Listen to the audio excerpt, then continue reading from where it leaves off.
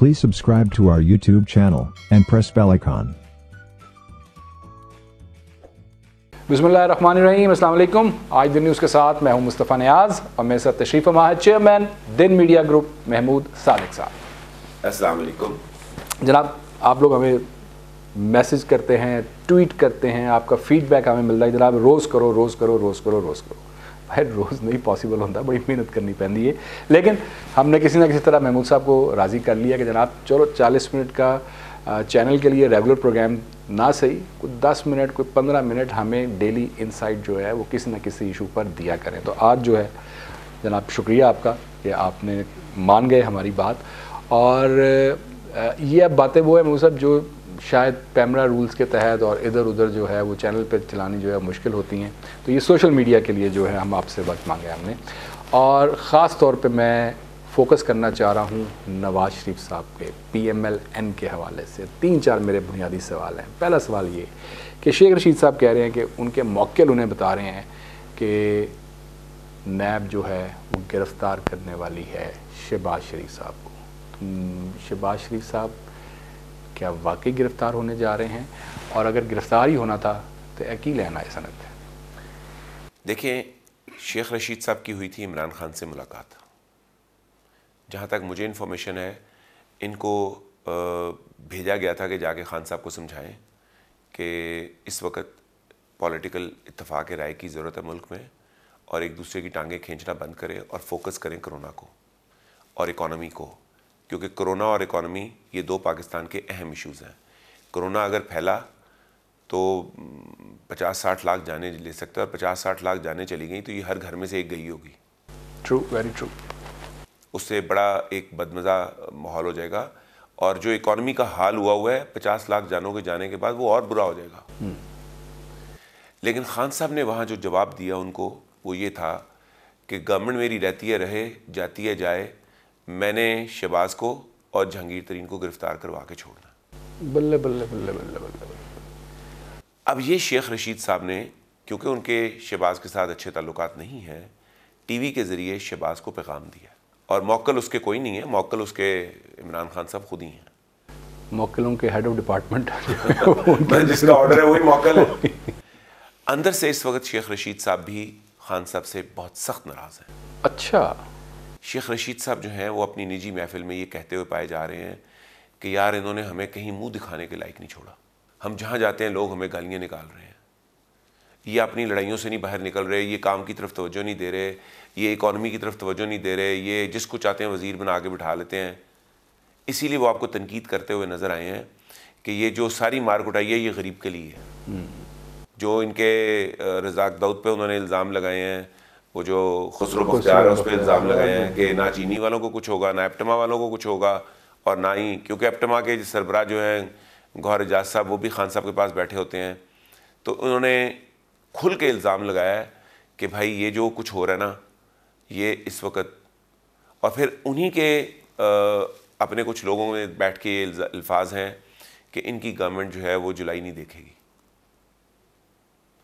ये उनके वर्ड्स हैं, मैं तो अभी वेरीफाई नहीं कर सका। आजकल थोड़ी कोरोना की वजह से मसरूफियत ज़रा बड़ी टाइट हुई है, क्योंकि सिचुएशन हमारी भी टफ़ है कि हमें बहुत सारे एक्स्ट्रा एफर्ट्स डालने पड़ रहे हैं। यानी कि बजट का इंतज़ार हो रहा है कि बजट ये पेश कर लें और फिर जो है, मतलब है ये क्या इंतज़ार हो रहा है, क्या स्ट्रेटजी है, वो अभी कुछ टाइम निकलेगा, हम लेफ़्ट राइट लोगों से मिलेंगे, टेलीफोन कॉल्स करेंगे तो हमें सही खबर निकलेगी। अब इसी सारे सिनेरियो में मतलब जो नवाज शरीफ साहब के वारंट हैं, वारंट गिरफ्तारी जो है, कल स्टेटमेंट भी आई हुई थी शहबाज शरीफ साहब की कि ये बड़ी ज़्यादती है और ये है और वो अदालती फ़ैसला है, ये क्या चाह रहे हैं?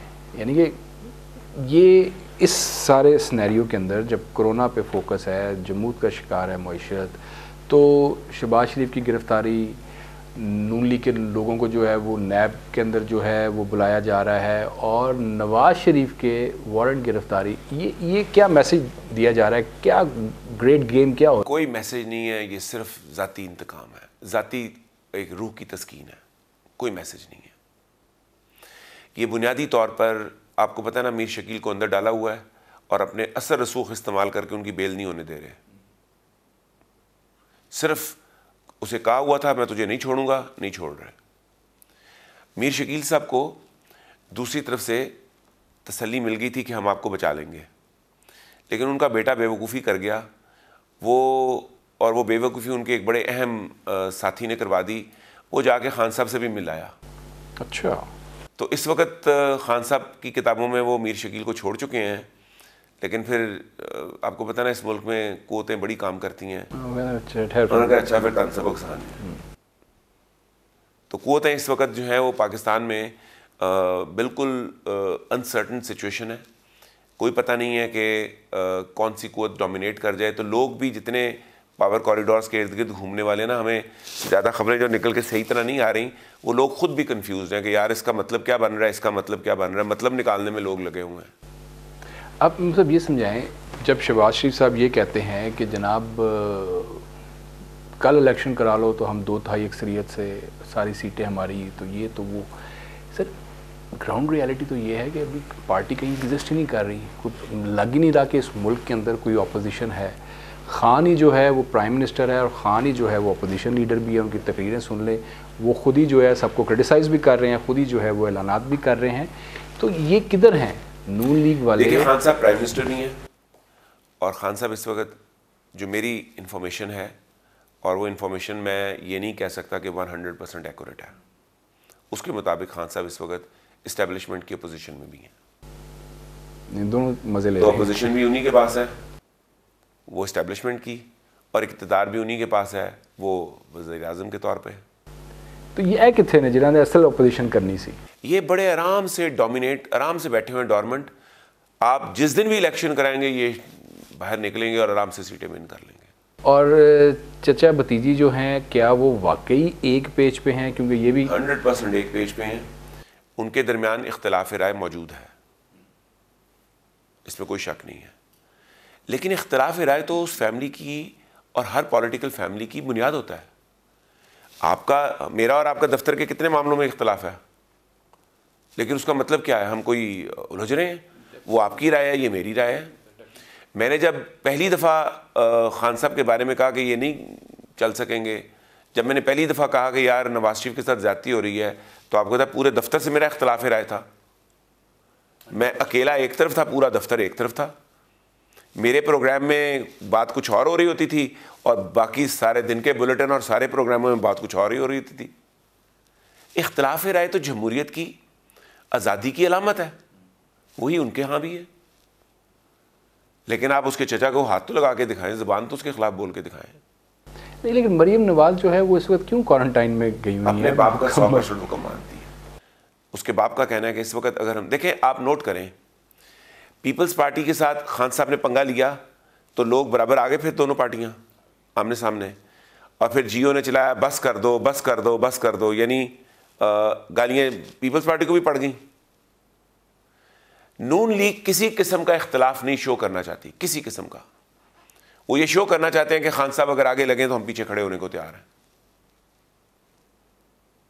और अगर खान साहब आगे लगेंगे वो पीछे खड़े भी हो जाएंगे। एट द सेम टाइम ये बात रोज़े रोशन की तरह सभी को यहाँ है कि अब इस्टेब्लिशमेंट का भी पेशेंस ख़त्म हो गया उनके लिए। इस्टेब्लिशमेंट को नज़र आ गया कि इकॉनमी का तो इन्होंने बैंड बजा दिया, और जितने बहाने इन्होंने इकॉनमी के लिए देने थे वो बहाने कोई 2 साल का बच्चा ही होगा जो तस्लीम कर लेगा। थोड़ा सा पढ़ा लिखा बंदा भी उन बहानों को नहीं मानेगा। आप इकॉनमी को नेगेटिव में ले गए यार। आपकी इकॉनमी जो है ना, जो बड़े मोहतात बोलते हैं ना, उनके मुताबिक नेगेटिव 1.5 पे रहनी है, और मेरे मुताबिक नेगेटिव 6 में जानी है। अल्लाह खैर करे। मैं एक थ्योरी आपके सामने रखना चाह रहा हूँ, ये जो डोरमेंट हुए हैं उसके बिहार पे। एक स्कूल ऑफ थॉट ये कह रहा है कि यार इन्होंने जो है ना वो ट्रेन मिस कर दी है। आपने भी हमें बताया था कि नवाज शरीफ साहब इज़ नॉट रेडी हुकूमत में आने के लिए। वो कौमी हुकूमत, वो कहते हैं कि नहीं, वो कहते हैं कि जनाब इलेक्शन, फ्रेश फ्री इलेक्शन, और बैठ के डिसाइड करेंगे किसने क्या करना है। इस तरह काम नहीं चल सकता। तो कहते हैं कि वो इन टर्म्स पे नहीं आना चाह रहे थे जो इस्टेब्लिशमेंट ने उन्हें ऑफ़र की। अब वो जब इस्टेब्लिशमेंट को क्लियर हो गया कि यार ये बंदा अभी भी मानने को तैयार नहीं है, तो उन्होंने उनको माइनस कर दिया कि एनो तो साइड तक कर दो। अब वो देखेंगे कि इमरान खान को हमने कब तक चलाना है, जब खान को हटाने का फैसला हुआ तो वो नून लीग के लोगों के साथ, पीपल्स पार्टी के लोगों के साथ, पीटीआई के लोगों के साथ एक नया जो है वो सिस्टम लेकर आएंगे। उसके अंदर ना नवाज शरीफ को कुछ मिलना है, ना जरदारी को कुछ मिलना है। इमरान खान की तरह का कोई और बंदा इसी असेंबली के अंदर से वो दिखाया जाएगा जनाब एज ए, तो चलो। इसके लिए नून लीग ऑलरेडी तैयार है। क्यों? नून लीग कहती है कि अगर हम मेन स्ट्रीम में हमने आना है, यानी शहबाज ने आना है या नवाज़ ने आना है या मरियम ने आना है या उनके शायद खाकान अब्बासी ने आना है, तो फिर हम हुकूमत में आएंगे अगर हमें ये यकीन हो कि हम काम कर सकते हैं। आपको ज़रा एक छोटी सी एग्जांपल देता हूँ, आपको सारी बात समझ आ जाएगी। ये फिरदौस आशिक अवान अगर ना वज़ीर बनती तो बेहतर ना रहता उनके लिए? बहुत बेहतर रहता, बहुत बेहतर रहता। वज़ीर बन के अपनी जागसाई करवाई है, जागसाई करवाई और 1 साल की वजारत के लिए बाकी की ज़िंदगी की रुसवाई ले ली है। खान साहब से झाड़ें खाना कोई अक्लमंदी की है? खान साहब ने भरी महफिलों में इनको यल करके डांटा है। कभी कोई वज़ीर को यल करके डांटता है? तो इसलिए नून लीग वाले इसको एंटीसिपेट करते हुए नहीं आना चाहते। बात समझ आई? बहुत गहरी बात कह दी आपने कि आगे 1 साल बाद जलील होकर बाहर निकल देना, तो भाई नहीं आते, आप किसी और को लगा लो, हम सपोर्ट कर देंगे। और उसके लिए जितना भी इंतजार करना पड़े, ओहो बिल्कुल, कोई पेशेंस की कोई कमी नहीं है। वी आर नॉट इन अ हरी। देखिए, नवाज शरीफ ने जो इक़्तिदार का मज़ा लेना था ले लिया, और इक़्तिदार की जो तकलीफ़ झीलनी थी वो भी झील ली। उनके लिए इक़्तिदार अब कोई ऐसी चीज़ नहीं है जो, देखे ना, मुझे वज़ीर आज़म बनाया जा रहा हो तो मैं कहूँगा यार मेरा नाम वज़ीर आज़म के तौर पर आ जाए एक दफ़ा, चलो मैं भी हीरो बन जाऊँ, तो मैं शायद कुछ कंप्रोमाइज़ कर लूँ। उनके लिए क्या है यार, नाम तो लग चुका है और बड़ी दफ़ा लग चुका है, और जो तकलीफ़ काटनी थी वो भी काट ली है। अब क्या चीज़ उनके लिए, मुझे बताए ना। अगर कोई लॉजिकल कंक्लूजन नहीं होता तो कोई फ़ायदा है? ठीक, जैसे हम बिज़नेस में जब बात करते हैं तो हम कहते हैं यार अगर कोई फ़ायदा है तो बिज़नेस करो, बिला वजह तो इस काम को बंद कर देते हैं, और बड़े काम हैं। यानी एक स्कूल थोड़ा हमेशा इस बात में बिलीव करता है कि रास्ते खुले रहते हैं, एस्टेब्लिशमेंट से डील का कोई ना कोई जो है वो तो खुला रखा हुआ उन्होंने, बंद कब किया उन्होंने? लेकिन कॉम्प्रोमाइज़ नहीं, कॉम्प्रोमाइज़ ये भाई आप जिसको मर्जी लगा लो, हम नहीं आ सकते। अगर हमने आना है तो फिर पहले तय कर लो। डन जी, आज के लिए इतना ही जनाब, इजाज़त दीजिए। आपके फीडबैक का इंतज़ार रहेगा, आपका फीडबैक आएगा तो इस सिलसिले को जो है मज़ीद बढ़ाएंगे। अल्लाह ने के बाद। Please subscribe to our YouTube channel and press bell icon.